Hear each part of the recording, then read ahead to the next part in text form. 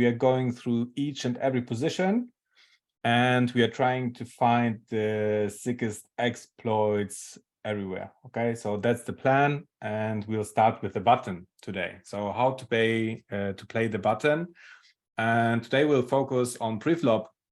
And yes, button pre-flop. It is a situation that is not studied a lot, and that's why people are just playing all the same, more or less, right? But we'll do it a little bit differently. And so I prepared the presentation, and now I'll go over it. Yeah, so first the presentation outline. We'll focus on 50 BBs. So first hand of the game, we are full stacked, and we'll take a look at the GTO solution. So how should our GTO range look like? And then how our exploitative range should look like. And we'll do the same for 13 and for 11 big blinds. I'll not cover under 10 today because this is mainly push or fold, right? So we'll focus on the little bit deeper stack sizes. After we do the groundwork, we'll make some additional considerations, so some logical considerations, and we'll also take a look at the population tendencies. Okay, so rejamming ranges, rejamming frequencies from regulars, from recreationals, and after all that, we will draw a conclusion how we should adapt and change our ranges. Okay, so let's go with the 15 BB range. Made a screenshot from GTO Wizard, and this is how we should play. So basically open jamming deuces to fives and ace-8 suited up to ace-10, ace-8 offsuit up to ace-10 offsuit, and mixing with the offsuited broadways like king, jack, king, queen, and just open jamming the 10-9 suited, jack-10 suited, queen-10 suited, and the suited aces. Okay. So we already had it in a couple of coachings that I would highly recommend to just open jam the ace jack, the ace queen, and maybe also the ace king in pools where your opponents have a very big donking range. So this is the case, especially on Winamax. This has the highest donking frequency from recreationals. They donk in around 20 to 25%. And then these hands don't perform well in versus donks, right? So you're not getting too many opportunities to make the C bets. This would be the first adaptation I would make in that pool. PokerStars is not too sick. The recreationals play a little bit differently. There you might get away with min raising these hands. And if you're playing on GG, definitely min raising. Like you don't see many donks there. And then these hands play perfectly fine. So I would play the range as it is on GG. I mean, at least the top range. And yeah, on the other pools, I would make some small adaptations. But let's take a deeper look about a couple of hands like the bottom range, right? So all of these hands here, like ace-4 to ace-7 off, king-9 off, and also a hand like queen-10 and jack-10 off, 10-9 off, and these hands like king-5 suited, king-6 suited, and all of these hands, they have very, very, very low EV. Like they are slightly positive. And I did check my my database, and you can do the same for yourself. And for me, like jack-10 and queen-10 are very profitable hands, so they play quite well. However, all the other hands, including all the ace-X's, ace-deuce to ace-7, at 14 to 15 big blinds, they just perform around break-even.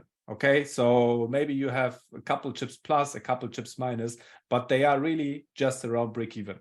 So, like, it's what GTO actually says, right? So it should be around break-even.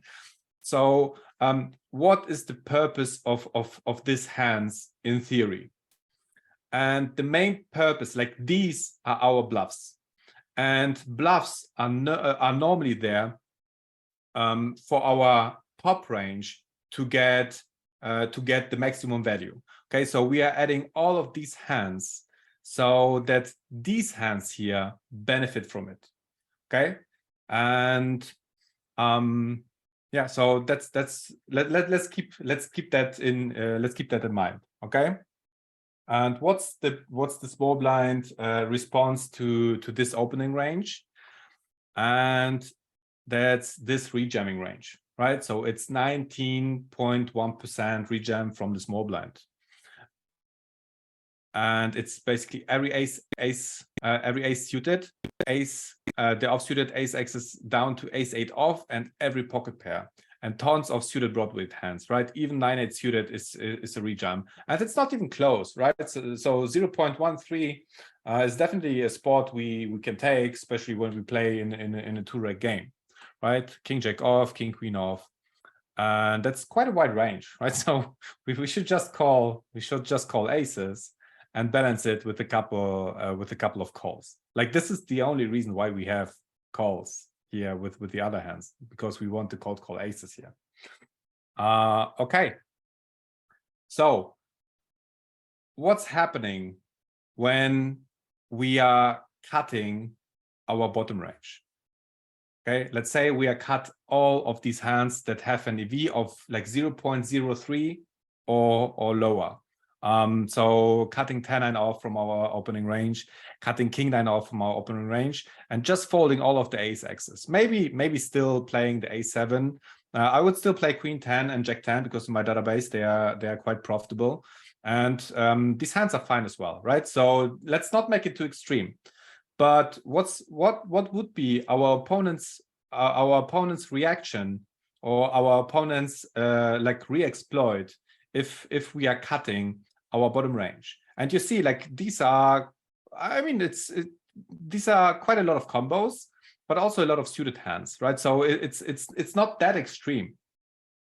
And so I was quite surprised when I saw this, because our opponent will need to be very, very, very nitty. And even a hand like ace-9 off is quite unprofitable rejam, right? Pocket deuces, pocket fours, or even pocket fives are not profitable to rejam. Ace-2 suited, like the suited ace axes, are not profitable. And same for the suited, like suited 9s, 9-8 suited, King-Queen off, King-Jack off. Like, these jams nowadays, like, I'm not talking for like 2-3 years ago, people didn't rejam these kind of hands, but nowadays regulars are just rejamming them all day long, right? They made some GTO work. Everyone is playing like GTO ranges in the flash spins, even on the 10s. They're making these kind of rejams. However, if we are cutting our range, they would need to adapt with being very, very tight. And let's compare the ranges, right? So on the left, you have the GTO ranges with 15 BBs, and on the right, you have the exploitative ranges. So every time when your opponent is basically making one of these rejams with your tight range, then you are picking up this EV here, right? That's actually quite cool. And the good thing is, like, it is very, very hard for your opponent to actually make these kind of adaptations, right? Because it is kind of unnatural. Like, everyone is rejamming like pocket fives with the button min raise, right? Or pocket fours, like your whole career. And then cutting these hands at like 14, 15 big blinds feels very, very, very unnatural. Same for King Queen off. Like, if you have King Queen off in a small blind, it just feels wrong to fold these hands, right? Same for a hand like Ace 10 off. So I think that people won't make the right adaptations, especially from the small blind. Okay. We will take a look at the big blind as well, but after the presentation. And okay, so that's for 15 big blinds. And as soon as we are going shorter, it is getting more and more and more extreme.